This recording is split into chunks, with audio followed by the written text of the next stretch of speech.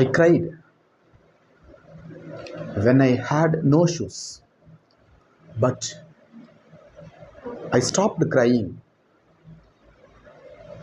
when I saw a man without legs. When I saw a man without legs. Life is full blessing. Sometimes we don't have value it. இதை Shakespeare சொல்லியிருக்கார். நான் shoe இல்லையேன்னு கவலைப்பட்டு நின்றுட்டு இருந்தேன். அதுக்காக நான் அழுதேன்.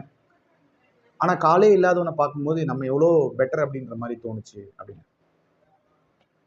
கடவுள் நமக்கு எல்லா விஷயத்தையுமே கொடுத்துருக்கான்.